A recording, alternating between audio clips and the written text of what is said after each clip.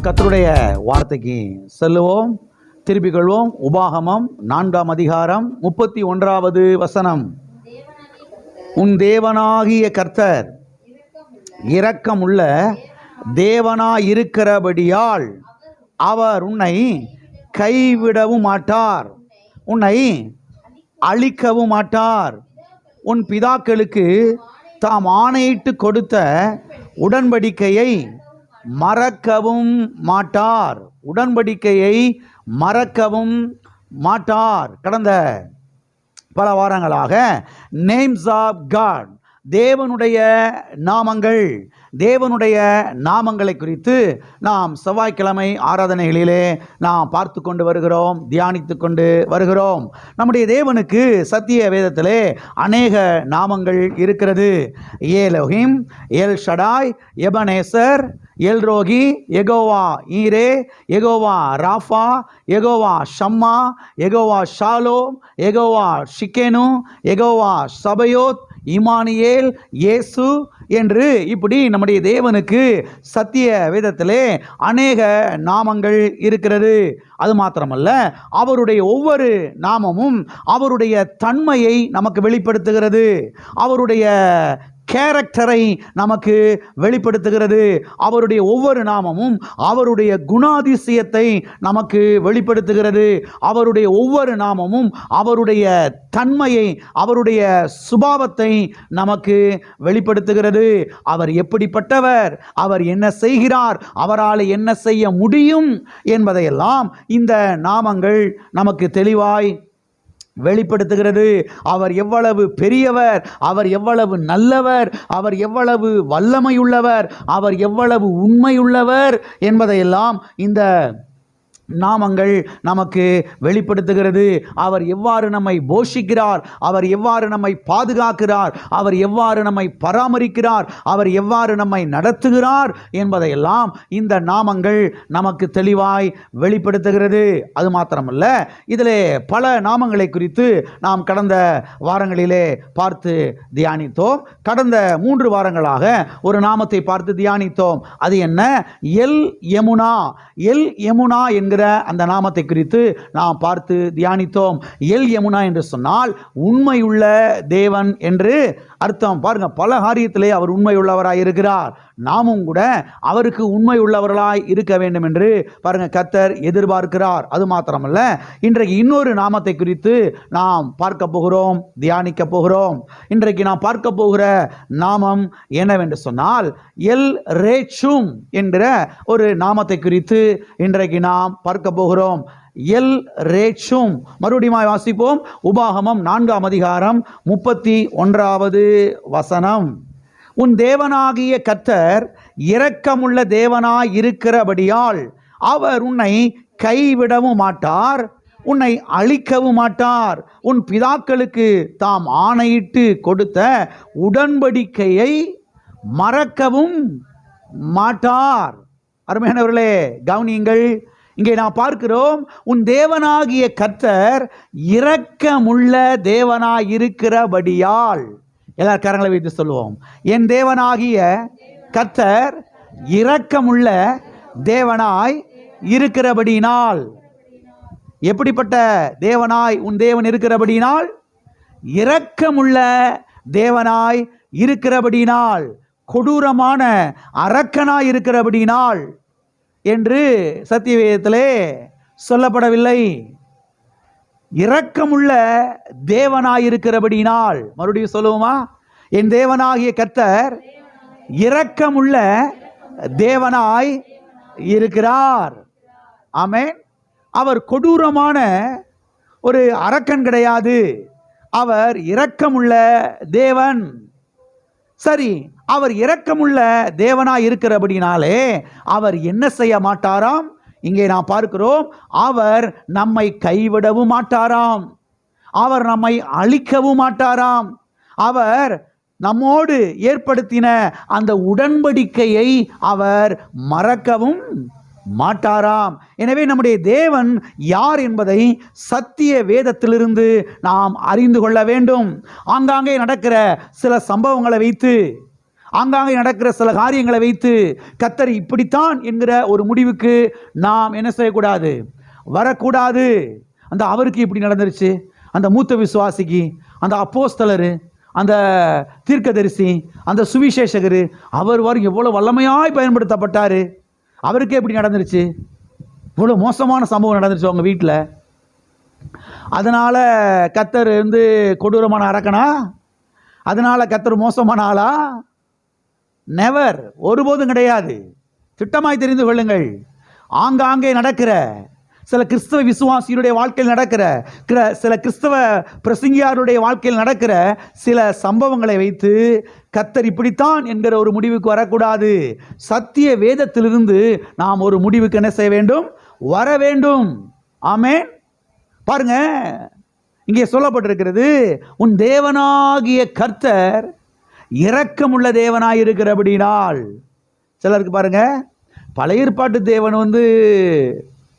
கொஞ்சம் ஒரு மாதிரியானவர் தாங்க, புதிய ஏற்பாட்டு தேவன் கொஞ்சம் இரக்கமுள்ளவர் தாங்க. இயேசு கிறிஸ்து இரக்கமுள்ளவர் தான், ஆனால் பழைய ஏற்பாட்டு தேவன் கொஞ்சம் கடுசான ஆளுதாயா? இல்லை இல்லை இல்லை இல்லை, அவர் கடுசானவர் கிடையாது, மக்கள் கடுசானவர்களாக இருக்கிறார்கள். மக்களுடைய இருதயம் கடுசாக இருந்தது, மக்களுடைய இருதயம் கல்லாக இருந்தது. அதனால தான் கல்லிலே கர்த்தர் 10 கட்டளை எடுத்து கொடுக்க வேண்டியதாய் எழுதி கொடுக்க வேண்டியதாகி போயிடுச்சு. பாருங்க, இன்றைக்கு கர்த்தர் பிரமாணங்களை நம்முடைய சதையாகி இருதயத்தில் என்ன செய்திருக்கிறார், உள்ளான மனிதனிலே எழுதியிருக்கிறார்.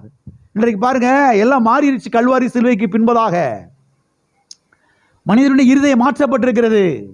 ஆகவே பழைய ஏற்பாட்டு தேவன் மோசமானவர், புதிய ஏற்பாட்டு தேவன் கொஞ்சம் பரவாயில்லைங்க அப்படின்னு சொல்லிக்கிட்டு இருப்பாங்க சிலர். இல்லை இல்லை இல்லை, பழைய ஏற்பாட்டு தேவன் இரக்கமுள்ளவர் தான், புதிய ஏற்பாட்டிலே ஆண்டவராக இயேசு கிறிஸ்துவும் இரக்கமுள்ளவர் தான். 2 பேரும் ஒருத்தர் தான்.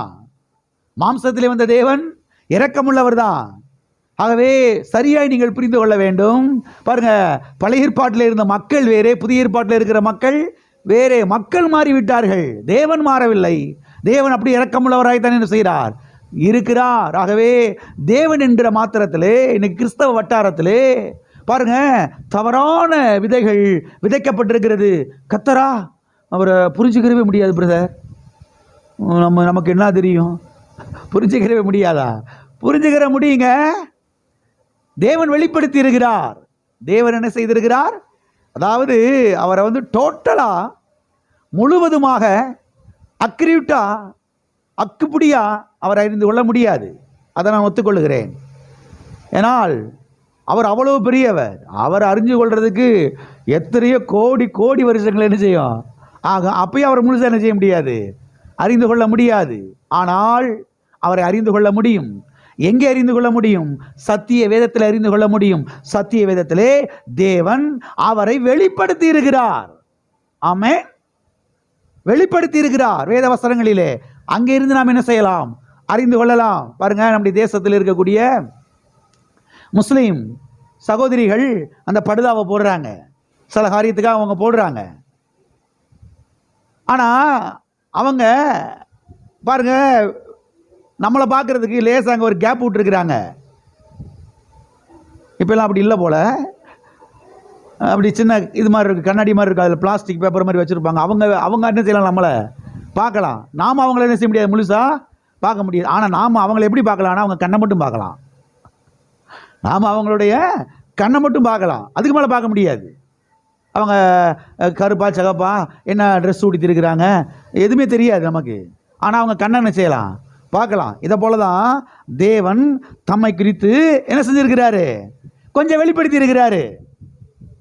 அந்த வெளிப்படுத்தல் சத்திய வேதத்தில் இருக்கிறது. அங்கே இருந்து நாம் கர்த்தரை என்ன செய்து கொள்ளலாம், அறிந்து கொள்ளலாம். இங்கே சொல்லப்பட்டிருக்கிறது, உன் தேவனாகிய கர்த்தர் இரக்கமுள்ள தேவனாய் இருக்கிறபடியினால். உன் தேவனாகிய கர்த்தர் கொடூரமான ஒரு அரக்கனாய் இருக்கிறபடியினால் என்று சொல்லப்படவில்லை, எழுதப்படவில்லை. உன் தேவனாகிய கர்த்தர் இரக்கமுள்ள தேவனாய் இருக்கிறபடினாலே என்று சொல்லப்பட்டிருக்கிறது. ஆகவே தேவனுடைய பிள்ளைகள் சரியான ஒரு ஸ்டாண்டில், சரியான ஒரு நிலையிலே நாம் நிற்க வேண்டும். அப்பொழுதுதான் கிறிஸ்தவ ஜீவியத்தில் வெற்றி பெற முடியும். அநேக தோற்று போனது காரணம் என்ன, சொல்ல முடியாது பிரதர், கர்த்தர் இப்படி இருப்பார் பிரதர், அப்படி இருப்பார் பிரதர், யாருக்கு பிரதர் தெரியும்? இல்லை இல்லை இல்லை இல்லை, சரியான ஒரு ஸ்டாண்டில் நிற்கணும். ஊழியக்காரங்களா இருக்கட்டும், விசுவாசிகளா இருக்கட்டும், சரியான ஒரு நிலையில் இருக்கணும். கர்த்தர் யார் தெரியுமா? கர்த்தர் இரக்கமுள்ளவர். அவ்வளவுதான். கர்த்தர் இரக்கமுள்ளவர், கிருபையுள்ளவர், அன்புள்ளவர், பரிசுத்தமுள்ளவர், நல்லவர், பாசமுள்ளவர், நேசமுள்ளவர். அவ்வளவுதான். கொடூரமான அரக்கன்லாம் கிடையாது. மக்கள் பாருங்க அப்படி இருக்கிறாங்க.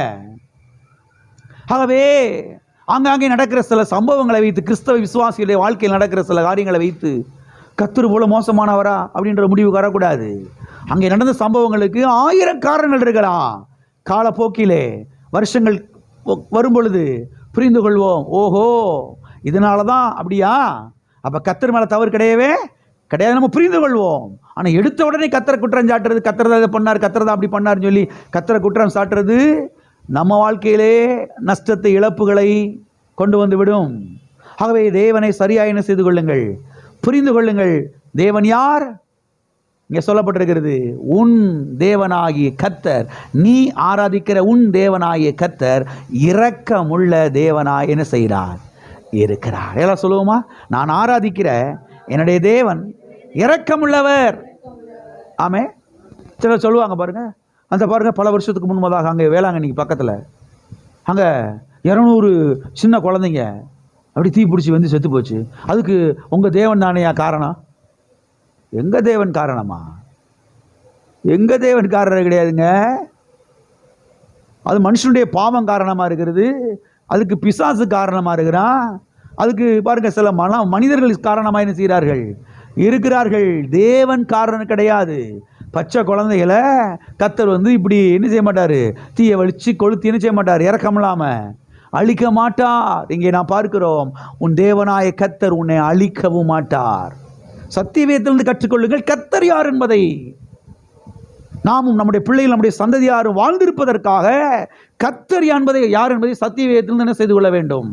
அறிந்து கொள்ள வேண்டும். ஆகவே தெளிவாயிருங்கள். நம்முடைய தேவனாகிய கர்த்தர் இரக்கமுள்ளவர். ஹல்லேலூயா.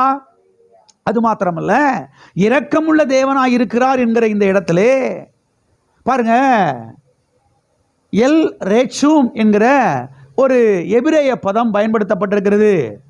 இங்கிலீஷில் சொல்கிறேன், எழுதி வைக்கிறவங்க எழுதி வச்சுக்கோங்க. ELL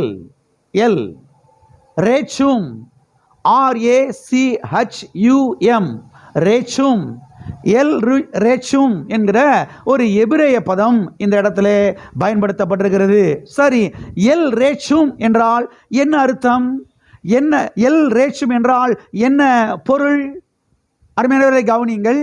ELL என்று சொன்னால் காட் என்ற அர்த்தம், கடவுள் என்ற அர்த்தம், தேவன் என்ற அர்த்தம். ரேச்சூம், RACHUM ரேச்சூம் என்று சொன்னால் கருணை என்ற அர்த்தம், இரக்கம் என்ற அர்த்தம், மனதுருக்கம் என்ற அர்த்தம், பரிவு என்ற அர்த்தம். எனவே இந்த 2 வார்த்தையும் சேர்த்து வாசித்தால் எவ்வாறு வாசிக்கலாம் என்று சொன்னால், வாசித்து காண்பிக்கிறேன், கவனியுங்கள். கருணையின் தேவன் என்ற அர்த்தம், இரக்கத்தின் தேவன் என்ற அர்த்தம், மனதுருக்கத்தின் தேவன் என்ற அர்த்தம், பரிவின் தேவன் என்ற அர்த்தம், அதாவது பரிதபிக்கிற தேவன் என்று அர்த்தம். எல்லாம் இருக்கிறீங்களா? புதிய ஏற்பாட்டிலே ஆண்டவராய் இயேசு கிறிஸ்துவை குறித்து பல இடங்களிலே வாசிக்கிறோம். மனதுருகி இந்த வார்த்தை நீங்கள் வாசிக்கலாம். மத்தேயு, மார்க்கு, லூக்கா, யோவான் ஆகிய இந்த 4 புஸ்தகங்களிலே இந்த வார்த்தை நீங்கள் வாசிக்கலாம். இந்த வார்த்தை தான் வந்துச்சுன்னா நீங்கள் அப்படியே பேனாவில் அண்டர்லைன் பண்ணி வைங்க. ரொம்ப பிரயோஜனமாக இருக்கும் உங்களுக்கு, உங்களுடைய ஆசீர்வாதத்துக்கு, உங்களுடைய ஜெபத்துக்கு பதிலை பெற்றுக்கொள்வதற்கு. மனதுருகி என்று எழுதப்பட்டிருக்கிறது. மனதுருகி அவர்களை சுகமாக்கினார் என்று எழுதப்பட்டிருக்கிறது.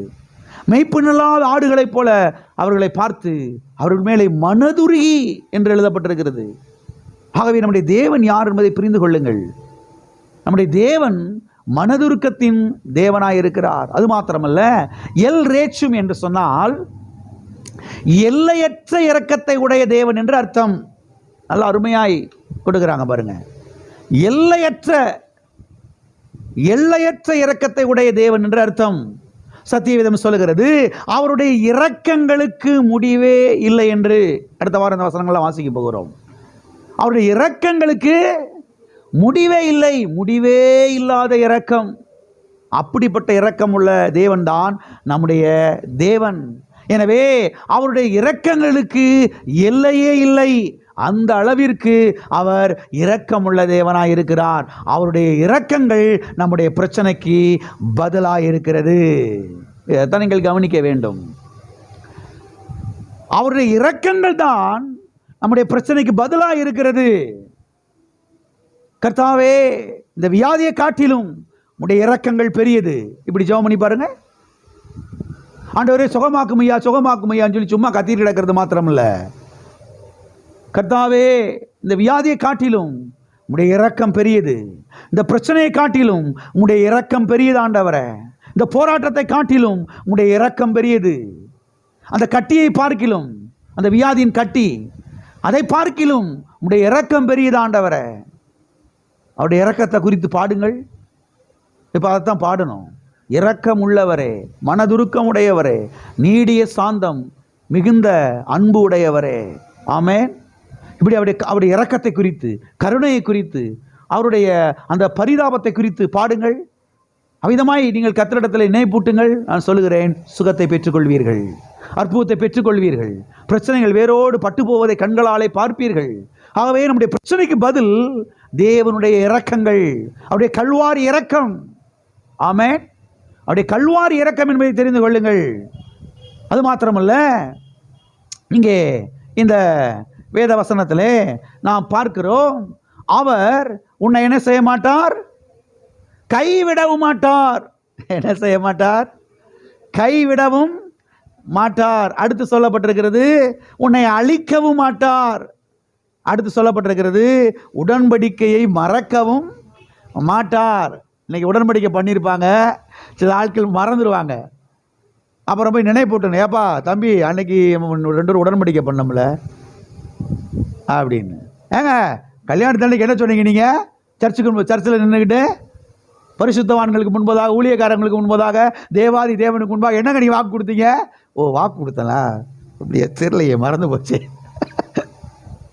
மனுஷன் எப்படி இருக்கிறான் பாருங்க. உடன்படிக்கையை மறந்துடுறான், வாக்குறுதிகளை மறந்துடுறான். கர்த்தர் மறக்க மாட்டார். ஆமென். அவர் அழிக்க மாட்டார், அவர் கைவிட மாட்டார். அவர் கைவிடவும் மாட்டார், அவர் அழிக்கவும் மாட்டார். அவர் அந்த உடன்படிக்கையை மறக்கவும் மாட்டார், அந்த உடன்படிக்கையை காக்கிறவர். ஆமென். அவர் நாமம் எல் ரேச்சும். அவர் இரக்கமுள்ள தேவனாய் இருக்கிறார். ஆகவே ஜெபத்தில் போய் ஓ ஓ ஓ ஓன்னு கத்தாம பாருங்க, ஜெபத்தில் போய் கர்த்தாவே உம்முடைய இரக்கம் பெரியது, உம்முடைய கிருபை பெரியது, உம்முடைய அன்பு பெரியது, உம்முடைய தயவு பெரியது ஆண்டவரே, உம்முடைய காருண்யம் பெரியது ஆண்டவரே. ஆமென். இந்த காருண்யத்தினாலே என்னை சூழ்ந்து கொள்ளும், இந்த காருண்யத்தினாலே என் பிள்ளைகளை சூழ்ந்து கொள்ளும்.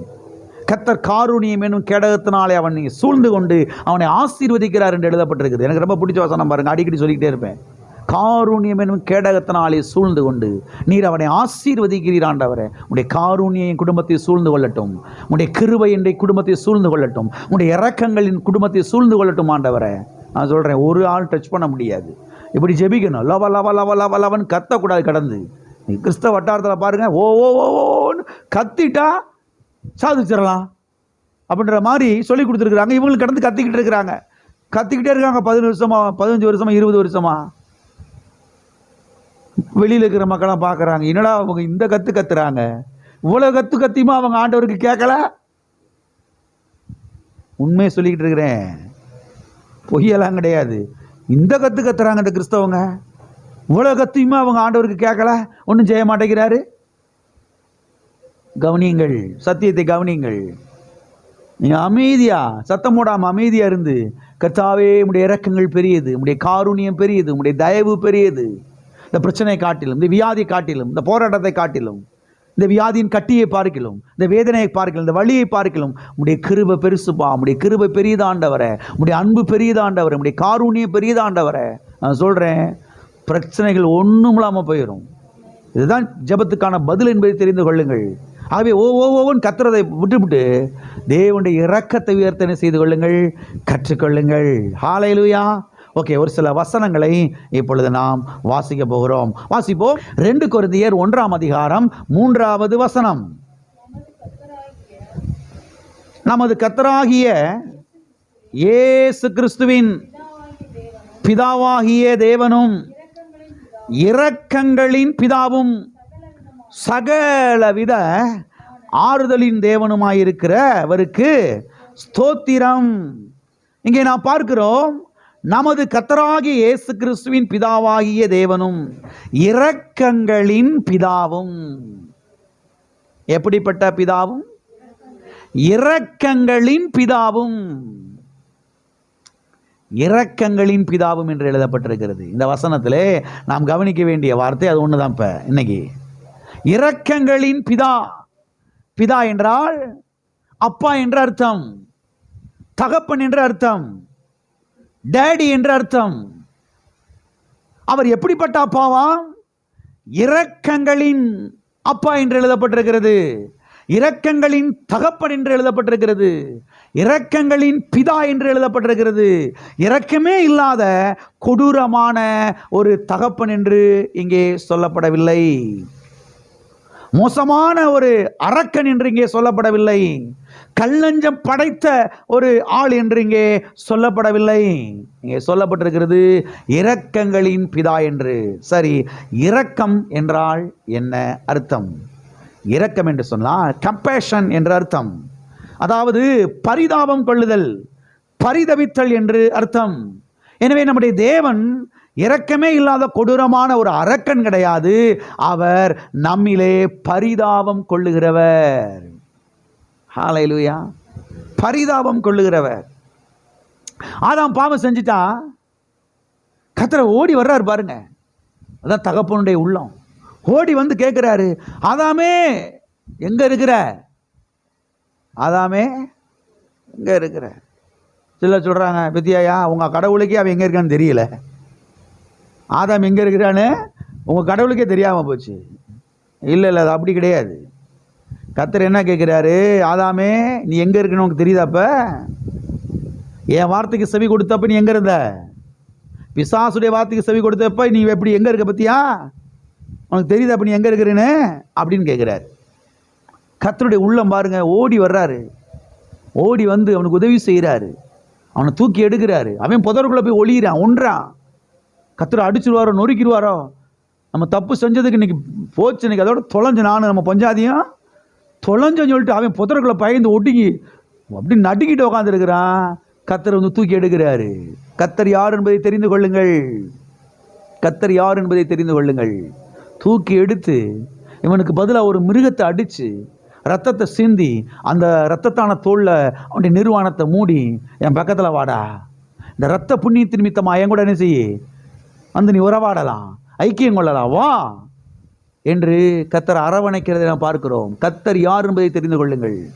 அங்கே அடிக்கப்பட்ட அந்த மிருகம், அந்த ஆட்டுக்குட்டி கல்வாரி சிலுவையிலே ரத்தத்தை சிந்தின இயேசு கிறிஸ்துவுக்கு அடையாளமாக இருக்கிறது. ஆகவே இயேசு கிறிஸ்துவின் ரத்த புண்ணியத்தின் நிமித்தமாக நாம் இன்றைக்கு தேவன் அண்டையிலே வரலாம். ஆகையால் புதிய ஏற்பாடு சொல்லுகிறது, கிருபாசன தண்டையிலே நெருங்கி சேர கடவோம். தூரம் அடிக்க தேவையில்லை. பழைய ஏற்பாட்டிலே ஆசாரியர்கள், பிரதான ஆசாரியர்கள், இஸ்ரவேல் மக்கள் எல்லா பேரும் நடுங்கிக்கிட்டு வேர்த்து விறுவிறுத்துக்கிட்டு தூரமா நின்றுக்கிட்டு இருந்தாங்க. வருஷத்துக்கு ஒரு முறை பிரதான ஆசாரியன் அப்படியே பயத்தோடு நடுக்கத்தோடும் அந்த ரத்தத்தை தூக்கிட்டு உள்ள வர்றான். இன்றைக்கு புதிய ஏற்பாட்டில் யாரு பயத்தோடு நடுக்கத்தோடு அப்படின்னு இருக்க வேண்டிய அவசியம் இல்லை. தைரியமா கிருபாசன தண்டையில் வரலாம். எப்படின்னா யாரின் மூலமாகனா? இயேசு கிறிஸ்துவின் மூலமாக, அவருடைய கல்வாரி ரத்தத்தின் மூலமாக, அவருடைய ரத்த புண்ணியத்தின் மூலமாக என்ன செய்யலாம்? நம்ம வந்து அங்கே வரலாம். கர்த்தர் பாருங்க எவ்வளவு இரக்கத்தை காமிக்கிறாருன்னு. ஆமே. ஆகவே ஆதாமுக்கு கர்த்தர் இரக்கத்தை காமிக்கிறார். சிலர் சொல்றாங்க, ஏயா உங்க ஆண்டவர் தோட்டத்தை விட்டு வெளியே பற்றி விட்டாரு, அப்ப அவர்கிட்ட அன்பு இல்லையா? தோட்டத்தை விட்டதுக்கு வெளியே பத்தினாரு, அங்கேயே அவர் தோட்டத்திலேயே வச்சிருக்க வேண்டியதானே? கவனிங்க, கர்த்தர் அவனை தோட்டத்தை விட்டு வெளியில பத்தினதும் இறக்கம்தான், அன்புதான். தெரியுமா உங்களுக்கு? தோட்டத்தை விட்டு கர்த்தர் வெளியில பத்தலைனா ஜீவ விருட்சத்தின் கனியை என்ன செஞ்சிருவாங்க? சாப்பிட்டுருவான். ஜீவ விருட்சத்தின் கனியை சாப்பிட்டா இவனுக்கு என்னைக்குமே சாவு வராது. என்னைக்குமே சாவு. இன்னைக்கு ஆதாம் உயிரோடு இருந்திருப்பாரு. வயசு எவ்வளோ இருந்திருக்கும்? 5000 வயசாக இருந்திருக்கும். கர்த்தர் பாருங்க கிருபை எல்லாத்தையும் செய்கிறாரு. வெளியில பத்தி விட்டாரு பாருங்க. இன்னைக்கு சரீரத்தில் சாவு உண்டாகிறது. அதனால என்ன நடக்குது? கர்த்தர் பாருங்க வருகையில் உயிரோட எழுப்பி புதிய சரீரத்தை கொடுக்கிறாரு. அழியாமை சரீரத்தை கொடுக்கிறாரு. வியாதிப்படாத சரீரத்தை கர்த்தர் கொடுக்கிறாரு. ஆகவே கர்த்தர் தோட்டத்தை விட்டு வெளியில் அவனை கொண்டு வந்ததுமே தேவனுடைய இரக்கம், தேவனுடைய கிருபை என்பதை நீங்கள் என்ன செய்து கொள்ள வேண்டும்? புரிந்து கொள்ள வேண்டும். ஹல்லேலூயா. ஆகவே இங்கே நாம் பார்க்கிறோம் இரக்கங்களின் பிதா என்று சொல்லப்பட்டிருக்கிறது. அருமையானவர்களை கவனியுங்கள். நம்முடைய தேவன் இரக்கத்தின் தகப்பன் அல்ல. கவனிக்கிறீங்களா? நம்முடைய தேவன் இரக்கத்தின் தகப்பன் அல்ல. நம்முடைய தேவன் இரக்கங்களின் தகப்பன். சத்தியவேதத்தை கவனம் வாசிங்க. இரக்கத்தின் தகப்பன் அல்ல, இரக்கங்களின் தகப்பனார் இருக்கிறார் அவர். The father of mercies. இரக்கங்களின் பிதா. அவரிடத்திலே ஏராளம் இரக்கங்கள் இருக்கிறது. அந்த இரக்கங்கள் நமக்கு போதுமானதாக இருக்கிறது. அந்த இரக்கங்கள் நம்முடைய பிரச்சனைக்கு பதிலாக இருக்கிறது. ஹல்லேலூயா. எனவே கர்த்தர் யார் என்பதை புரிந்து கொள்ளுங்கள். கர்த்தர் ஒரு கொடூரமான அரக்கன் கிடையாது. கல் நெஞ்சம் படைச்ச ஒரு ஆள் கிடையாது. நம்முடைய தேவனை போல இரக்கமுள்ளவர் இந்த உலகத்தில் யார் இருக்க முடியாது. எந்த தாய் இருக்க முடியாது, எந்த தகப்பன் இருக்க முடியாது, எந்த புருஷன் இருக்க முடியாது, எந்த மனைவி இருக்க முடியாது, யார் இருக்க முடியாது. அவ்வளவு நல்லவர், அவ்வளவு இரக்கமுள்ளவர். அவர் நாமம் எல் ரேச்சும். ஆமென். வாசிப்போம். யாக்கோபு எழுதின நிருபம் 5ஆம் அதிகாரம் 11வது வசனம். இதோ பொறுமையாயிருக்கிறவர்களை பாக்கியவான்கள் என்று என்கிறோமே. யோபுவின் பொறுமையை குறித்து கேள்விப்பட்டிருக்கிறீர்கள். கர்த்தருடைய செயலின் முடிவையும் கண்டிருக்கிறீர்கள். கர்த்தர் மிகுந்த உருக்கமும் இரக்கமும் உள்ளவராயிருக்கிறார். கர்த்தர் மிகுந்த உருக்கமும் மிகுந்த இரக்கமும் உள்ளவராய் இருக்கிறார். எல் ரேச்சும் எப்படிப்பட்டவராய் இருக்கிறாராம்? மிகுந்த உருக்கமும் இரக்கமும் உள்ளவராய் இருக்கிறாராம். கொஞ்சம் இரக்கம் கிடையாது, மிகுந்த இரக்கம், மிகுந்த உருக்கம் என்று இங்கே எழுதப்பட்டிருக்கிறது. இன்றைக்கு கர்த்தர் என்கிற மாத்திரத்திலே அநேகர் என்ன நினைக்கிறார் என்று சொன்னால், இரக்கமே இல்லாத ஒரு ஆள் யாருன்னா கடவுள் தான் அப்படின்ற மாதிரி நினைக்கிறாங்க. கொடூரமான ஒரு ஆள் என்று இன்னைக்கு நினைக்கிறாங்க. ஆனால் சத்தியவேதம் தெளிவாய் சொல்லுகிறது, கர்த்தர் மிகுந்த உருக்கமும் மிகுந்த இரக்கமும் உள்ளவர் என்று. எனவேதான் சத்தியவேதத்திலே பாருங்க சொல்லப்பட்டிருக்கிற காரியங்களை நாம் அப்படியே என்ன செய்ய வேண்டும்? கவனிக்க வேண்டும். சத்திய வேதம் சொல்லுவதை நாம் என்ன செய்ய வேண்டும்? நம்ப வேண்டும். ஆங்காங்கே நடக்கிற காரியத்தை என்ன செய்யக்கூடாது? நம்பி ஒரு முடிவுக்கு என்ன செய்யக்கூடாது? வரக்கூடாது. கிறிஸ்தவ வட்டாரத்தில் அப்படி தான் பேசுவாங்க. இருந்தாலும் கர்த்தர் இப்படி செஞ்சுருக்க கூடாதியா, இருந்தாலும் கர்த்தர் இப்படி செஞ்சுருக்க கூடாதியா. அன்னைக்கு எங்கள் சொந்தக்கார பையன் ஒரு பையன் இறந்து போயிட்டான். சின்ன கொஞ்சம் வயசு பையன். நான் போக முடியல, பாஸ்டமாக தான் போயிருந்தாங்க. அப்போ அங்கே இருக்கிறவங்க சொன்னாங்களாம், கொஞ்சம் வயசு பையன், கல்யாணம் முடிக்காத பையன், சின்ன பையன், இவனை போய் உங்கள் ஆண்டவர் இப்படிலாம் கொண்டிருக்கலாமா அப்படின்ற மாதிரி அங்கே இருக்கிறவங்க சொன்னாங்களாம். பாருங்க, கர்த்தர் கொள்ளலை, கர்த்தர் இப்படி செய்ய மாட்டார். அதை புரிந்து கொள்ளுங்கள். அதுக்கு 1000 காரணங்கள் இருக்கலாம். அதுக்கு தேவன் காரணம் கிடையாது. தேவன் இரக்கமுள்ளவர், தேவன் மிகுந்த உருக்கமுள்ளவராயிருக்கிறார். ஆகவே ஆங்காங்கே நடக்கிற சில சம்பவங்களை வைத்து கர்த்தர் இப்படித்தான் அப்படின்னு ஒரு முடிவுக்கு என்ன செய்யக்கூடாது? வரக்கூடாது. சத்திய வேதத்தை வாசித்து தியானித்து கர்த்தர் யார் என்பதை என்ன செய்து கொள்ள வேண்டும்? அறிந்து கொள்ள வேண்டும். ஆகவே சத்தியவேதம் சொல்லுவதை நம்புங்கள். சத்தியவேதம் என்ன சொல்லுகிறது? கர்த்தர் இரக்கமுள்ளவராயிருக்கிறார். ஆகவே அவருடைய இரக்கங்கள் மீது கண்களை பதித்து வைக்க வேண்டும். ஆமென். எல்லா கரங்களை வைத்து சொல்லுவோம், கர்த்தாவே உம்முடைய இரக்கங்கள் மேலே என்னுடைய கண்களை நான் பதித்து வைக்கிறேன். ஆமென். அது மாத்திரமல்ல, அநேக கிறிஸ்தவ விசுவாசிகள் ஜெபத்துக்கான பதிலை பெற்றுக்கொள்ளாமல் போனதுக்கு காரணம் என்னன்னா, தேவனை குறித்த சரியான ஒரு படத்தை தங்களுடைய மனதிலே அவர்கள் வைக்காமல் போனதுதான் காரணம் என்பதை நீங்கள் புரிந்து கொள்ள வேண்டும்.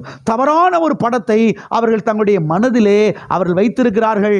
தேவனை குறித்த தவறான படம் மனதில் இருக்கும் பொழுது பாருங்க, நம்முடைய ஜெபத்துக்கு பதிலை நாம் என்ன செய்ய முடியாது? பெற்றுக்கொள்ள முடியாது. ஆசீர்வாதங்களை பெற்றுக்கொள்ள முடியாது. எனவேதான் தேவனை குறித்த சரியான படம் நம்முடைய மனதில் என்ன செய்ய வேண்டும்? இருக்க வேண்டும். தேவன் நல்லவர், அவர் நாமம் எல்டாவ், அவர் நல்லவர். இங்கே நான் பார்க்கிறோம் எல் ரேச்சும், அவர் இரக்கமுள்ள தேவனாயிருக்கிறார், மனதுருக்கமுள்ள தேவனாயிருக்கிறார். அவருடைய இரக்கங்கள் பெரியது. ஹல்லேலூயா. வாசிப்போம். எபேசியருக்கு எழுதின நிருபம் 2ஆம் அதிகாரம் 4வது வசனம். தேவனோ இரக்கத்தில் ஐஸ்வர்யமுள்ளவராய் நம்மில் அன்பு கூர்ந்த தம்முடைய மிகுந்த அன்பினாலே.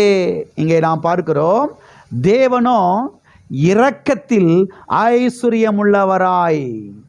அருமையான வார்த்தை பாருங்க, அருமையான வார்த்தை. தேவனோ இரக்கத்தில் ஐஸ்வர்யமுள்ளவராய். எவ்வளவுதான் விலக்கி விலக்கி விலக்கி விலக்கி விலக்கி சொன்னாலும் இந்த வார்த்தைக்கு அந்த அளவுக்கு விளக்கம் கொடுத்துட முடியாது நான் நினைக்கிறேன். முடிஞ்ச அளவுக்கு விளக்கம் கொடுத்து பார்க்குறோம். ஆனாலும் கூட இது அவ்வளவு டெப்த்தான ஒரு வேர்டு, ரொம்ப ஒரு ஆழமான வார்த்தை. தேவனோ இரக்கத்தில் ஐஸ்வர்யம் உள்ளவர். சரி, இந்த வசனம் என்ன சொல்லுகிறது? அதாவது என்ன சொல்லப்பட்டிருக்கிறது? தேவனுடைய ஐஸ்வர்யங்கள் எவ்வளவு இந்த பூமியிலே நிறைந்திருக்கிறதோ, இதை போலவே இரக்கமும் அவரிடத்திலே நிறைந்திருக்கிறது என்று இந்த வசனம் சொல்லுகிறது. தேவனுடைய ஐஸ்வர்யத்தை எண்ணி பார்த்துருக்கிறீங்களா? தேவனுடைய ஐஸ்வர்யத்தினாலே இந்த பூமி என்ன செய்யப்பட்டிருக்கிறது? நிறைந்திருக்கிறது, நிறைந்திருக்கிறது. பூமியை பாருங்க, எவ்வளவு தங்க சுரங்கங்கள். இதெல்லாம் வச்சது யாருங்க? பிசாசா? குட்டி பிசாசா? கர்த்தருமே தெரிந்து கொள்ளுங்கள். தங்க சுரங்கங்கள், வெள்ளி சுரங்கங்கள், மார்பிள் மலைகள், வைடூரியங்கள், முத்துக்கள். சமுத்திரத்தில் முத்துக்கள் நிறைந்திருக்கிறது. அள்ள முடியாதுங்க. புரிந்து கொள்ளுங்கள், சில காரியங்கள்லாம் அள்ள முடியாது, அவ்வளவு இருக்குது. பெட்ரோலிய கிணறுகள் இவ்வளவு இருக்குது. இவ்வளவு ஐஸ்வர்யங்கள் நிறைந்திருக்கிறது. பூமி அவருடைய ஐஸ்வர்யத்தினால் என்ன செய்திருக்கிறது? நிறைந்திருக்கிறது. பூமி எப்படி அவருடைய ஐஸ்வர்யத்தினாலே நிறைந்திருக்கிறதோ, இதை போல அவருடைய இரக்கங்களும் நிறைந்திருக்கிறது என்று இந்த வசனம் சொல்லுகிறது. தேவனோ இரக்கத்தில் ஐஸ்வர்யம் உள்ளவராயிருக்கிறார். பூமி அவருடைய பொருட்களாலே நிறைந்திருக்கிறது என்று சத்திய வேதத்திலே நான் வாசிக்கிறோம். இன்னைக்கு ஒரு ஆச்சரியமான காரியம் பாருங்க. நாசா பல்கலைக்கழகம் இன்னைக்கு ஒன்று கண்டுபிடிச்சிருக்கிறாங்க. எனக்கு அப்படி சந்தோஷமா இருந்துச்சு, மகிழ்ச்சியா இருந்துச்சு. பூமி மாதிரியே இன்னொரு பூமி பக்கத்தில் இருக்குதான், கண்டுபிடிச்சிருக்கிறாங்க இப்போ சமீபத்தில். மனுஷன் வாழக்கூடிய அளவுக்கு எல்லாமே இருக்குதான். நட்சத்திரத்துக்கு பக்கத்தில் இருக்குதான். சூரியன் எப்படி, பூமி எப்படி சூரியன்ட்டு இது ஒளியெல்லாம் பெற்றுக்கொள்ளுதோ, அதை போல் அந்த கோள் பாருங்க அங்கேருந்து பெற்றுக்கொள்ளுதான் நட்சத்திரத்திலேருந்து. அதை வீடியோ போட்டு காமிக்கிறாங்க. ஆச்சரியமாக இருக்குது. சீக்கிரத்தில் உள்ளே போயிடுவாங்க போல். உள்ளே போய் பிளாட்லாம் போட்டு விற்று நான் யோசித்தேன், நம்ம ஆட்கள் அங்கே போய் ஒரு சர்ச்சை ஆரம்பிப்பாங்க. பூமி மாதிரி அப்படி இருக்குதுங்க, அப்படி இருக்குது. காட்டுறாங்க பாருங்க, கண்டுபிடிச்சிருக்கிறாங்க, பக்கத்துலேயே இருக்குதான். ரொம்ப ஆச்சரியமாக இருக்குது. ஒருவேளை அங்கே மனுஷர்கள் வாழ்ந்தாலும் கூட வாழலாம் அப்படின்ற மாதிரி சொல்கிறாங்க. அது எந்த அளவுக்கு உண்மை எனக்கு தெரியாது. ஆனால் சத்தியவேதம் சொல்லுகிறது, பூமியையோ தேவன் மனுஷனுக்கு என்ன செஞ்சார்? கொடுத்தார். ஆமென். பூமி மனுஷனுக்கு, வேற கோள்கள் கிடையாது. அந்த வார்த்தையின் பிரகாரம் பார்க்கும்போது பூமியில் தான் மனுஷன் என்ன செய்கிறான் இருக்கிற. அஞ்சியமாக அங்கே இருக்க மாட்டான்னு தான் தோணுது. ஒருவேளை அவங்க என்ன சொல்கிறாங்கன்னு தெரில. ஆனால் ஒன்று நான் யோசித்து பார்த்தேன். வெளிப்படுத்தப்பட்டவைகள் தேவனுக்கு மனுஷனுக்குரியவைகள், மறைவானவைகளோ தேவனுக்குரியவைகள். ஆகவே ஆச்சரியமான காரியங்களாக இருக்குது. இந்த உலகம் முழுவதும் பார்த்தீங்கன்னா தேவனுடைய ஐஸ்வர்யங்கள் நிறைந்திருக்கிறது. அதைத்தான் நான் சொல்ல வர்றேன். நான் சொல்ல வர காரியத்தை புரிஞ்சுக்குங்க. இந்த உலகம் தேவனுடைய ஐஸ்வர்யத்தினாலே நிறைந்திருக்கிறது. ஆண்ட்ரூ வுமக் என்கிற ஒரு பிரசங்கர் பாருங்க, ஒரு முறை அவருடைய ஒய்ஃபும் பாருங்க ஹாலிடேஸ்க்கு ஜீப் எடுத்துட்டு போனாங்களாம். பாருங்க, 2 பேரும் பேசிக்கிட்டே போனாங்களாம். யாருமே போகாத ஒரு இடத்துக்கு இந்த வருஷம் நம்ம போனோம் ஹாலிடேஸ்க்கு அப்படின்னு சொல்லிட்டு ஜீப் எடுத்துக்கிட்டு அவங்க வாட்டுக்கு காட்டுக்குள்ளே எங்கேயோ போயிட்டாங்களாம். பாருங்கள், போகிறாங்களா எங்கேயோ போயிட்டாங்களாம். கடைசியில் பார்த்தா எங்கேயோ ஒரு இடத்துல உள்ளே போய் மலையில் ஏறி இறங்கி அவங்க நிற்கிறாங்களாம். பாருங்கள், அவர் சொல்கிறாரு, எங்கள் கண்ணெல்லாம் அப்படி வெளியில் வந்துருச்சு. ஆச்சரியமான காரியங்களை நாங்கள் பார்த்தோம்.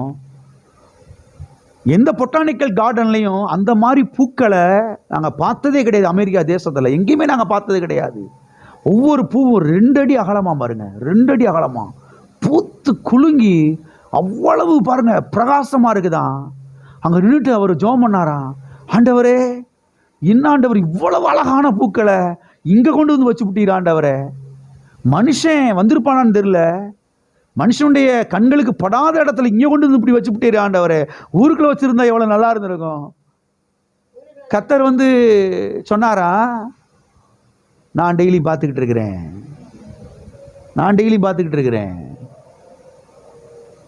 தேவனுடைய ஐஸ்வர்யங்கள் நிறைந்திருக்கிறது, ஆச்சரியமாக இருக்கிறது. இன்னும் மனுஷனுடைய கால்கள் படாத இடங்கள் எவ்வளவு இருக்குது இந்த பூமியில். நீங்கள் கவனியுங்கள், தேவனோ இரக்கத்தில் ஐஸ்வர்யம் உள்ளவர் என்று சத்தியவேதத்தில் நான் பார்க்கிறோம். ஐஸ்வர்யம் நிறைந்திருக்கிறது எப்படியோ இதை போல தேவனுடைய இரக்கங்கள் நிறைந்திருக்கிறது. தேவன் ஒரு கொடூரமான அரக்கன் கிடையாது. தேவன் கல்லஞ்சம் அடைச்ச ஒரு ஆள் கிடையாது. தேவனை போல இரக்கமுள்ளவர், அன்புள்ளவர், பாசமுள்ளவர், நேசமுள்ளவர் யாரு கிடையாது என்பதை தெரிந்து கொள்ளுங்கள். அப்படிப்பட்ட தேவனைத்தான் நாம் ஆராதித்துக் கொண்டிருக்கிறோம். அப்படிப்பட்ட தேவனைத்தான் நாம் தொழுது கொண்டிருக்கிறோம். அப்படிப்பட்ட தேவனைத்தான் பாருங்க நாம் சேவிக்கிறோம். ஒரு மோசமான கொடூரமான அரக்கனை நம்ம ஆனத்தையில் ஆராதிக்கல. அவருக்கு மியூசிக்கெல்லாம் போடலை, அவருக்கு நம்ம பாட்டெல்லாம் பாடலை. கொடூரமான அரக்கனுக்கு எதுக்கு பாட்டு மியூசிக்கு? இரக்கத்தில் ஐஸ்வர்யம் உள்ள தேவன் நாம் ஆராதிக்கிற நம்முடைய தேவன். ஹல்லேலூயா. அவரை நாம் ஆராதிக்கிறோம், அவரை துதிக்கிறோம், ஸ்தோத்தரிக்கிறோம். அவருடைய இரக்கங்கள் நம்முடைய பிரச்சனைக்கு பதிலாக இருக்கிறது. ஹல்லேலூயா. எல்லா கரங்களை வைத்து சொல்லுவோம், என் தேவனாகிய கர்த்தர் இரக்கத்தில் ஐஸ்வர்யம் உள்ளவர். ஆமென். வாசிப்போம் சங்கீதம் 103:13. தகப்பன் தன் பிள்ளைகளுக்கு இறங்குகிறது போல கர்த்தர் தமக்கு பயந்தவர்களுக்கு இறங்குகிறார். இங்கே நான் பார்க்கிறோம், தகப்பன் தன் பிள்ளைகளுக்கு இறங்குகிறது போல. கர்த்தர் இந்த வசனத்தின் மூலமா என்ன சொல்றார் தெரியுமா? மனுஷனே, நீ உன்னுடைய பிள்ளைகளுக்கு எவ்வளவு தூரம் இறங்குகிறாய், உன் பிள்ளைக்கு எவ்வளவு தூரம் இறக்கத்தை காமிக்கிற. அந்த பிள்ளை தப்பே செஞ்சிருந்தாலும் அந்த நேரத்தில் வேணால் கொஞ்சம் கோபமாக இருக்கே தவிர, அப்புறம் போய் என் பிள்ளைன்னு நினைச்சிட, தூக்கி கொஞ்சிற, பாசத்தை காட்டுற, நேசத்தை காட்டுற, அன்பை காட்டுற, வாங்கி கொடுக்குற, எல்லாத்தையும் என்ன செய்கிற. ஏன்னா அது ஓம் பிள்ளைக்கு எவ்வளோ இறக்கத்தை காட்டுற, அடுத்த பிள்ளைக்கு காட்ட மாட்டேன், இருக்கட்டும் பரவாயில்ல. ஓம் பிள்ளைக்கு என்ன செய்கிற, ஓம் பேர பிள்ளைக்கு என்ன செய்கிற, இறக்கத்தை காமிக்கிற. ஆனால் நான் யார் என்றால், நான் உன்னை சிருஷ்டித்த தேவன், நான் உன்னை உண்டாக்கின தேவன், உனக்காக கல்வாரி சிலுவையிலே கடைசி சொட்டு ரத்தத்தை சிந்தின தேவன், ஜீவனை கொடுத்த தேவன். இப்ப எனக்கே இறக்க இல்லை என்று நீ எப்படி சொல்ற? ஆண்டவரே உனக்கு இறக்க இருக்கா அப்படின்னு அப்பப்ப கேட்குறியே. ஏப்பா உனக்கு இறக்கம் இருக்கு, அந்த இறக்கத்தை உன் பிள்ளைக்கு என்ன செய்கிற, நீ காமிக்கிற. உன் பிள்ளைக்கு இறக்கத்தை காமிக்கிறீல? நான் உன்னை படைச்ச தேவன், உனக்கு இறக்கம் எங்கேருந்து வந்துச்சு? இந்த பாசம், இந்த நேசம், இந்த பரிவு, இந்த கருணை, இதெல்லாம் எங்கேருந்து வந்துச்சு? என்கிட்ட இருந்து வந்திருக்குது. உனக்கு நான் உனக்கு ஜீவனை கொடுத்த தேவன். உன் பிள்ளைக்கு இறக்கத்தை காட்டுற. ஆனால் என்னைய பார்த்து ஆண்டவர் இறக்கம் இருக்குதா அப்படின்னு கேட்குறியே, இது எந்த விதத்தில் நியாயம்? இது எந்த விதத்தில் சரி என்று கர்த்தர் கேட்கிறார். அதைத்தான் இங்கே சொல்கிறாரு. தகப்பன் தன் பிள்ளைக்கு இறங்குகிறது போல கர்த்தர் தமக்கு பயந்தவர்களுக்கு, தமக்கு கீழ்ப்படுகிறவர்களுக்கு அவர் என்ன செய்கிறார்? இறங்குகிறார். எனவே ஒரு சாதாரண மனுஷனே தன்னுடைய பிள்ளைகளுக்கு இரக்கமுள்ளவனாய் அவன் இருப்பான் என்று சொன்னால், இரக்கங்களின் பிதா. வாஸ்தவம் இல்லையா? 2 கொரிந்தியர் 1:3 இரக்கங்களின் பிதா. அவர் எந்த அளவுக்கு நமக்கு இறங்குவார், எந்த அளவுக்கு அவர் கருணையாக இருப்பார், எந்த அளவுக்கு நம்ம மேலே பரிதாபம் கொள்வார். அவர் தேவனை குறித்த அறிவு, தேவனை குறித்த அறிவு, அதுதான் நம்முடைய பிரச்சனைக்கு பதில் என்பதை தெரிந்து கொள்ளுங்கள். எல்லா காரங்களும் வைத்து சொல்லுவோம்.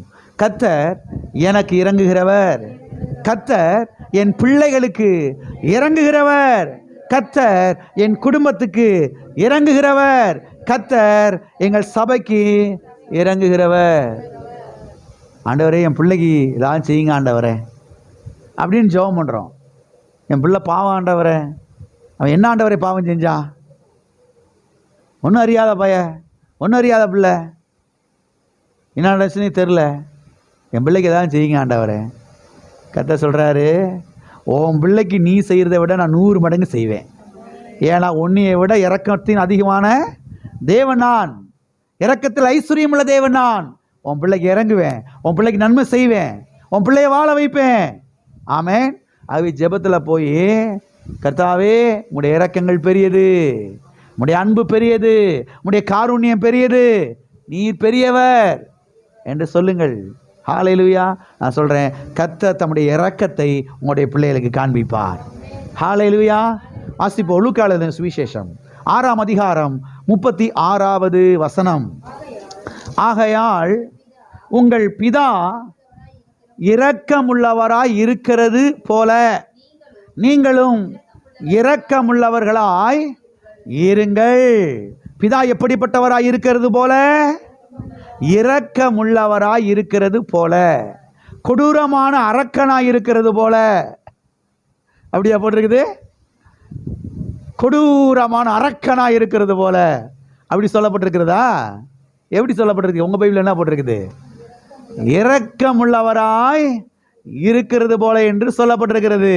இங்கே ஆண்டவராய் இயேசு கிறிஸ்து, மனுஷனாக வந்த ஆண்டவராய் இயேசு கிறிஸ்து, மாம்சத்திலே வந்த தேவன், பிதாவாகிய தேவனை வெளிப்படுத்தி காண்பிக்கிறார். அவர் யார் என்பதை காண்பிக்கிறார் மக்களுக்கு.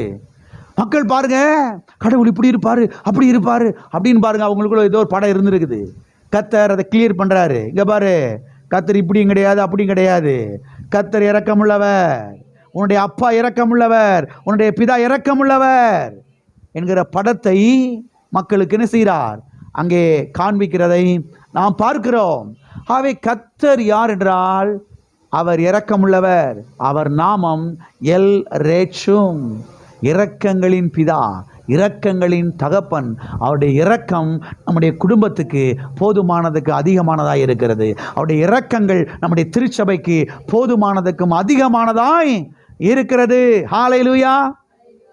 அவர் இரக்கமுள்ளவராய் இருக்கிறது போல. வாசிப்போம். சங்கீதம் 111:4. அவர் தம்முடைய அதிசயமான செய்கைகளை நினைவு கூறும்படி செய்தார். கர்த்தர் இரக்கமும் மன உருக்கமும் உள்ளவர். கர்த்தர் இரக்கமும் மன உருக்கமும் உள்ளவர். கர்த்தர் எப்படிப்பட்டவர்? இரக்கமும் மனதுருக்கமும் உள்ளவராய் இருக்கிறார். வாசிப்போம். 119வது சங்கீதம் 156 கர்த்தாவே உம்முடைய இரக்கங்கள் மிகுதியாய் இருக்கிறது, உமது நியாயங்களின்படி என்னை உயிர்ப்பியும். கர்த்தாவே, உம்முடைய இரக்கங்கள் மிகுதியாயிருக்கிறது. தேவனை குறித்து சங்கீதக்காரன் பாடுகிறான்.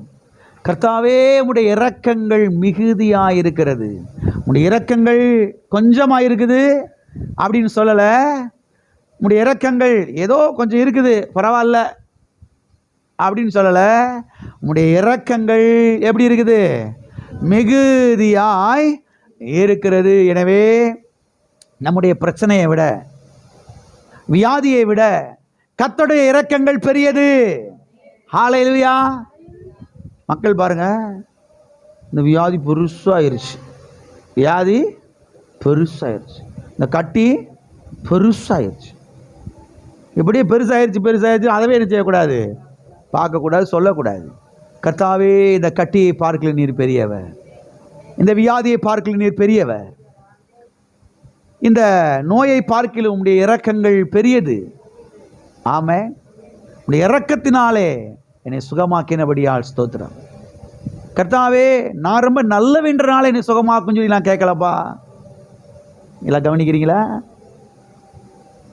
ஆண்டவரே, நான் எவ்வளோ தசமா காணிக்க கொடுக்குறேன், என்னை சுகமாக்குங்க ஆண்டவரே. அப்படி இல்லை.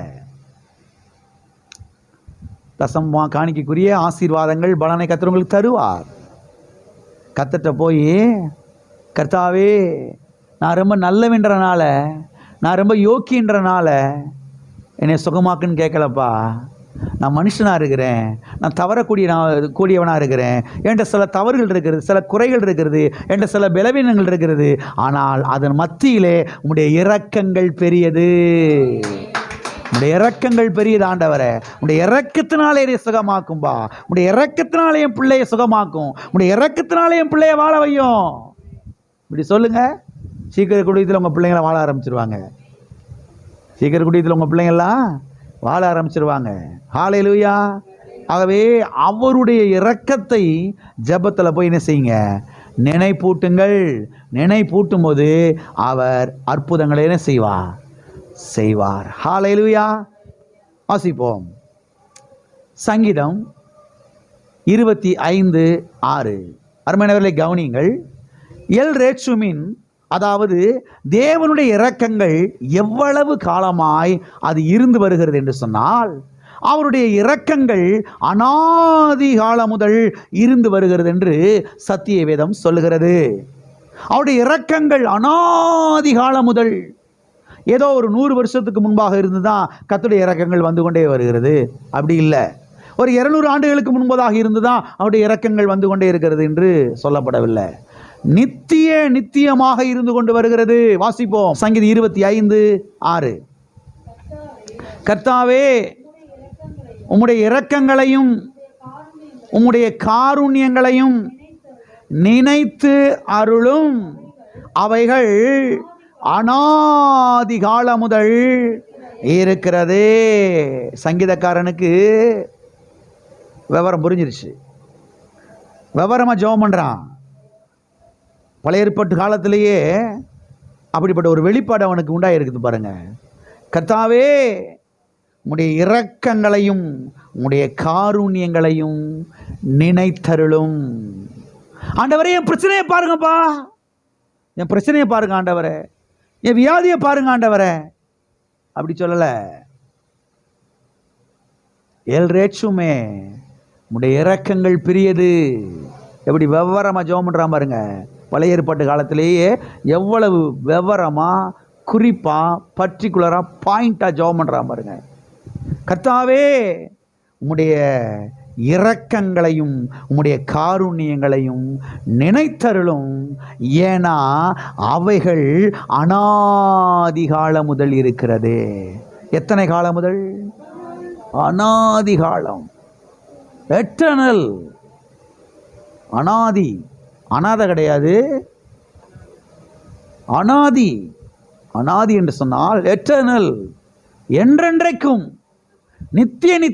நித்தியமாக, காலாகாலமாக, சதாகாலமும் உள்ள தேவனை ஆபிரகாம் தொழுது கொண்டான். எல் ஓலாம் அதை குறித்து வாசித்தோம் இல்லையா? அதை குறித்து தியானித்தோம் அல்லவா? எல் ஓலாம் என்று சொன்னால் நித்திய தேவன் என்ற அர்த்தம். எட்டர்னல் காட், சதா காலமும் உள்ள தேவன் என்ற அர்த்தம் இங்கே சொல்லப்பட்டிருக்கிறது. உம்முடைய இரக்கங்கள் அநாதி காலம் முதல் சதா காலமும் இருக்கிறதே. ஹல்லேலூயா. அப்ப ஜெபத்துல போய் ஓன்னு கத்தக்கூடாது, அழக்கூடாது, கதறக்கூடாது. சில சமயங்களில் பிரச்சனை நடக்கும்போது அழுக வந்துடுது சிலருக்கு. உண்மைதான், நம்ம இல்லைன்னு சொல்லலை, மறுத்து பேசலை. ஆனால் நம்முடைய கண்ணீர் பிரச்சனைக்கு பதில் கிடையவே. அவருடைய இரக்கங்கள் தான் பிரச்சனைக்கு பதில். அவருடைய கல்வாரி பாடுகள், அவர் கல்வாரி சிலுவையில் சிந்தின ரத்தம், அவர் கொடுத்த விளைக்கரையம், அவருடைய காயங்கள், அவருடைய தழும்பு, அவர் கல்வாரி சிலுவையிலே தலையில் ஏற்றுக்கொண்டாரே முள்முடி, அதுதான் அந்த வியாதி பிரச்சனைக்கு பதில், அந்த தரித்திர பிரச்சனைக்கு பதில். ஹல்லேலூயா. ஆகவே ஜெபத்தில் போய் ஓன்னு கத்தாம, அலறாம, புலம்பாம, கர்த்தாவே உம்முடைய இரக்கங்களை நினைத்தருளும் ஆண்டவரே, உம்முடைய இரக்கங்கள் பெரியது, உம்முடைய இரக்கங்கள் மிகுதியாக இருக்கிறது என்று வாசிக்கிறோமே ஆண்டவரே. மிகுதியான உம்முடைய இரக்கத்தினாலே இது எனக்கு செய்யும், உம்முடைய மிகுதியான இரக்கத்தினாலே இது எனக்கு முடித்து கொடும், உம்முடைய மிகுதியான இரக்கத்தினாலே என் பிள்ளையை வாழ வையும், உம்முடைய மிகுதியான இரக்கத்தினாலே என்னுடைய புருஷனை காப்பாற்றும், உம்முடைய மிகுதியான இரக்கத்தினாலே என்னுடைய மனைவியை வாழ வையும் ஆண்டவரே. எப்படி பாருங்க, இப்படி கத்தரை உயர்த்த கற்றுக்கிறணும். எந்த நேரம் பிசாசை பற்றி பேசுறது, பிசாசை உயர்த்தி பேசுறது. கிறிஸ்தவ மக்கள் பாருங்க வழி விலகி எங்கே போயிட்டாங்க பாருங்க. எப்பயுமே டெவில் கான்சியஸாக தான் இருக்கிறாங்க. பிசாசின் உணர்வுகள் தான் எப்பயுமே இருக்குது. அந்த தெருவுக்குள்ள அந்த பிசாசு இருக்குது, இந்த தெருவில் இந்த பிசாசு உட்காந்து இருக்குது, அந்த முக்கில் அது நிற்கிது. எல்லாம் இருக்கிறீங்களா? எனக்கு ஒரு சகோதரன் தெரியும் பாருங்க, கிறிஸ்துக்குள் மறிச்சிட்டாரு. எப்பயுமே இப்படி தான் சொல்லிக்கிட்டு இருப்பார், பிரதர் நீங்கள் பஸ்ஸை விட்டு இறங்கி அந்த வழியை வராதிங்க பிரதர். ஏன் பிரதர்? சும்மா இருங்க, அங்கே ஒன்று நிற்கிது. சரி, அங்கிட்டு வரலை, இங்கிட்டு சுற்றி பாத்தியமா காலேஜ் வழியாக வந்தால் அங்கே தீக்கர் ஆஃபீஸ் வழியாக தான் வர முடியாதுல்ல, அங்கிட்டு ஒன்று. சரி, இங்கிட்டு இல்லை, அங்கிட்டு சாந்தி வித்தியாலய சைடு சுற்றி வரலாம் பார்த்தா அந்த ஸ்டாப் வழியாக வந்து பார்த்தா அங்கிட்டு எங்கிட்டு போனாலும் என்ன செய்யுது, எங்கிட்டு தான் வர்றது? பேசல ரோட்டிலே படுத்து கிடக்க வேண்டியதுதான். சபைக்கு வரக்கூடிய மனுஷன் பாருங்க, 20 வருஷம் 30 வருஷமா எப்படி இருக்கிறார் பாருங்க. எப்பயுமே பாருங்க டெவில் கான்சியஸா, அதாவது பிசாசின் எண்ணங்களினாலே, பிசாசின் உணர்வுகளாலே என்ன செய்யக்கூடாது, நிறைந்திருக்கக்கூடாது. கிறிஸ்தவ வட்டாரத்தில் பார்த்தீங்கன்னா எப்பயுமே பிசாசை பற்றி தான் பேசுவாங்க, எப்பயுமே செய்வன பிள்ளி சுனிய மந்திரம், கத்தரை பற்றி வாயத்திலிருந்து பேசவே மாட்டாங்க. அதனால தான் சொல்லிக் கொடுக்குறோம், கவனிங்க. எப்பயும் கத்தரை பற்றி பேசுங்க, அவருடைய கிருபையை பற்றி, அவருடைய இரக்கத்தை பற்றி, அவருடைய காருண்யத்தை பற்றி, அவருடைய தயவை பற்றி, அவருடைய அன்பை பற்றி, அவருடைய கல்வாரி பாடுகளை பற்றியே பேசுங்க. நான் சொல்கிறேன், நீங்கள் வாழ்ந்திருப்பீர்கள், நீங்கள் சுகமாயிருப்பீர்கள். ஹல்லேலூயா. இங்கே நான் பார்க்கிறோம், அவருடைய இரக்கங்கள் எவ்வளவு காலம் முதலாக இருக்கிறதாம், அநாதி காலமாம். இங்கே சங்கீதக்காரன் தேவனுடைய இரக்கங்களை அவன் நினைப்பூட்டுகிறதை நாம் பார்க்கிறோம். உன்னுடைய இரக்கங்களை நினைத்தருளும். எனவே ஜெபத்தில் போய் பாருங்க, ஓன்னு கத்தாம அவருடைய இரக்கங்களை நினைப்பூட்டுங்கள். நான் சொல்லுகிறேன், உங்கள் ஜெபத்துக்கு பதிலை நீங்கள் பெற்றுக்கொள்வீர்கள். ஆமென். அவர் நாமம் எல் ரேச்சும், அவர் இரக்கங்களின் தேவனாய் இருக்கிறார். ஹல்லேலூயா. எல்லாரும் எழுப்பி நிற்போம், ஜெபிப்போம். அடுத்த வாரத்தில் இன்னும் நிறைய காரியத்தை பார்க்க போகிறோம். அநேக காரியங்களை நான் பார்க்க போகிறோம். ஹல்லேலூயா, ஹல்லேலூயா. அவருடைய இரக்கங்களுக்கு முடிவே இல்லை என்று எழுதப்பட்டிருக்கிறது. ஒவ்வொரு நாளும் புதிய கிருபையை, புதிய இரக்கங்களை அவர் அனுப்புகிறார் என்று சத்தியவேதத்தில் நாம் பார்க்கிறோம். ஹல்லேலூயா. அடுத்த வாரத்தை அதெல்லாம் பார்க்க போகிறோம். அவருடைய இரக்கங்களை எங்கே பார்க்கலாம்? சங்கீதம் 145:9 அடுத்த வாரத்தில் நான் பார்க்க போகிறோம். அவருடைய இரக்கங்களை எங்கே பார்க்கலாம் தெரியுமா? அவருடைய எல்லா கிரியைகள் மேலே பார்க்கலாம். எல்லாரும் ஒரு விசை, கர்த்தாவே உடைய கிருபை நினைக்கிறேன்பா, உடைய இரக்கங்களை நினைக்கிறேன் ஆண்டவரே, உடைய காருண்யத்தை நினைக்கிறேன், உடைய மனதுருக்கத்தை நினைக்கிறேன்பா. அந்த வியாதியை பார்க்கிலும், அந்த முழங்கால் வலியை பார்க்கிலும், அந்த குறுக்கு வழியை பார்க்கிலும், அந்த கட்டியை பார்க்கிலும், அந்த பிரச்சனையை பார்க்கலாம், அந்த கடன் பிரச்சனையை பார்க்கலாம், உம்முடைய இரக்கங்கள் பெரியது. உம்முடைய இரக்கங்களை நினைத்தருளும் ஆண்டவரே. உம்முடைய இரக்கங்கள் மிகுதியாயிருக்கிறதே. ஓ, இரக்கங்களின் பிதா என்று எழுதப்பட்டிருக்கிறதே. இரக்கங்களின் அப்பாவே, உம்மை உயர்த்துகிற ஆண்டவரே. ஒரு நாள் பிசாசை உயர்த்தி பேச மாட்டேன், ஒரு நாளும் பிசாசின் கிரியைகளை உயர்த்தி பேச மாட்டேன். இரக்கங்களின் பிதாவே, உம்மை உயர்த்தி பேச தீர்மானிக்கிறேன். என்னுடைய நாவை அர்ப்பணிக்கிறேன். இரக்கங்களின் பிதாவே, இரக்கங்களின் பிதாவே, மை ஸ்தோத்தரிக்கிறேன். நீர் கொடூரமான ஒரு அரக்கன் அல்ல, நீர் இரக்கங்களின் தகப்பன், இரக்கங்களின் பிதா. ஓ, உம்முடைய இரக்கம் என் குடும்பத்தில் வேலை செய்யட்டும், உம்முடைய இரக்கம் என் வாழ்க்கையில் வேலை செய்யட்டும், உம்முடைய இரக்கம் என் பிள்ளையுடைய வாழ்க்கையில் வேலை செய்யட்டுமியா. உம்முடைய இரக்கம் என் பிள்ளையை வாழ வைக்கட்டும், உம்முடைய இரக்கம் எங்கள் சபையை வாழ வைக்கட்டும், உம்முடைய இரக்கம் எங்கள் குடும்பத்தை வாழ வைக்கட்டும். இரக்கங்களின் பிதாவே, தேவனோ இரக்கத்தில் ஐஸ்வர்யம் உள்ளவர். ஓ தேவனே, இரக்கத்தில் ஐஸ்வர்யம் உள்ளவரே, ஸ்தோத்தரிக்கிறேன், ஸ்தோத்தரிக்கிறேன் ஆண்டவரே. பிதாவே, இயேசு நாமத்தில் உம்முடைய சமூகத்தில் வருகிறோம். ஆசீர்வதிக்கப்பட்ட நல்ல மாலை வேலைக்காய் நன்றி கர்த்தாவே. உம்முடைய இரக்கங்களை குறித்த ஒரு வெளிச்சம் இன்னும் அதிகமாக எங்களுக்கு உண்டாக வேண்டும்படியாய் ஜெபிக்கிறோம். உம்முடைய இரக்கங்கள் வந்திருக்கிற பிள்ளையுடைய வாழ்க்கையில் வேலை செய்யட்டியா. உம்முடைய இரக்கங்கள் குடும்பத்தை வாழ வைக்கட்டும் கர்த்தாவே. உம்முடைய இரக்கங்கள் குடும்பத்தை தூக்கி எடுக்கட்டும் ஆண்டவரே. உம்முடைய இரக்கங்கள் பிரச்சனைக்கு பதிலாக இருக்கிறபடியால் ஸ்தோத்திரம். ஓ தேவனே, உம்மை உயர்த்துகிறோம். உம்முடைய நாமம் ஒன்றே பிள்ளைகள் வாழ்க்கையிலே மகிமைப்படட்டும். இயேசுவின் நாமத்தில் பிதாவே. என் ஆத்துமாவே கர்த்தரை ஸ்தோத்திரி, என் முழு உள்ளமே அவருடைய பரிசுத்த நாமத்தை ஸ்தோத்திரி. என் ஆத்துமாவே கர்த்தரை ஸ்தோத்திரி, கர்த்தர் செய்த சகல உபகாரங்களையும் மறவாதே. நம்முடைய கர்த்தராகிய இயேசு கிறிஸ்துவின் கிருபையும் பிதாவாகிய தேவனுடைய அன்பும் பரிசுத்த ஆவியானவருடைய ஐக்கியமும் இப்போதும் எப்போதும் நாம் அனைவரோடும் கூட சதா காலங்களிலும் இருப்பதாக. ஹல்லேலூயா.